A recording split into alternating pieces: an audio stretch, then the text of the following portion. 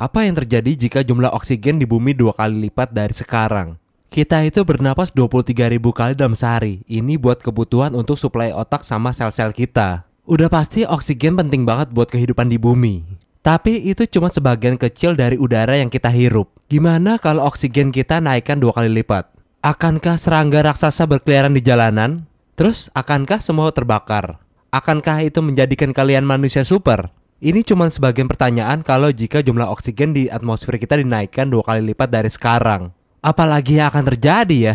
Sebelum kita mulai, subscribe dulu ya channel Labirin Otak supaya kita lebih semangat buat kontennya. Yuk kita mulai penjelasannya. Atmosfer kita mengandung sekitar 20% oksigen dan sekitar 78% nitrogen. Meskipun bukan kandungan itu aja yang terpenting, tapi itu yang paling penting.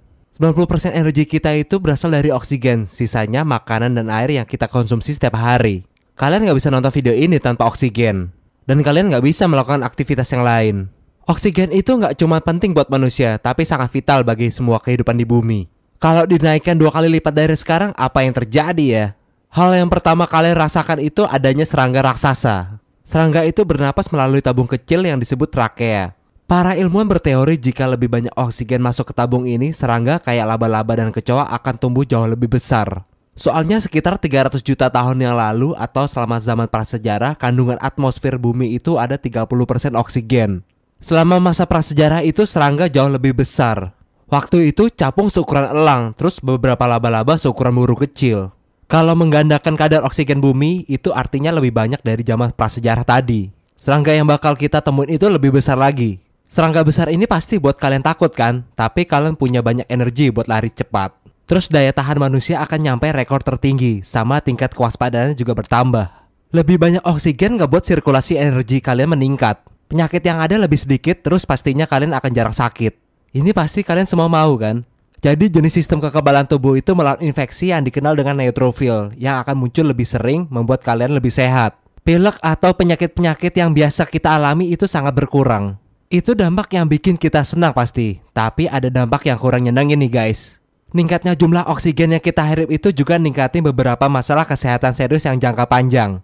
Oksigen yang besar ini ngebuat peningkatan toksisitas oksigen. Yang dimaksud itu ketika manusia terpapar tingkat oksigen yang lebih tinggi daripada biasanya digunakan oleh tubuh.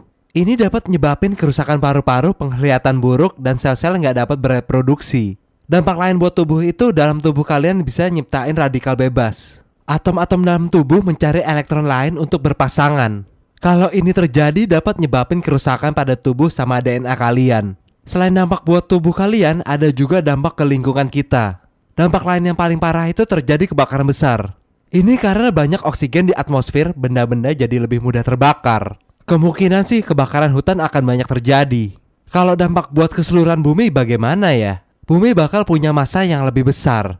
Oksigen gak cuman ada di atmosfer kita, bakal ada juga di dalam kerak bumi. Kerak bumi akan lebih berat ini punya pengaruh, jadinya litosfer lebih berat dari atmosfer kita. Akibatnya itu ada proses oksidasi di mana ngubah air jadi hidrogen peroksida. Hidrogen peroksida itu sangat berbahaya buat manusia. Contohnya yang paling berbahaya itu iritasi pada saluran pernapasan, batuk, sesak napas, hingga kerusakan paru-paru. Jika hidrogen peroksida ini terhirup terlalu banyak. Jadi kadar oksigen 20% ini udah paling pas buat kehidupan di bumi. Gimana pendapat kalian? Jika ada tambahan informasi, tulis di komen aja ya. Sampai jumpa di video berikutnya. Bye-bye.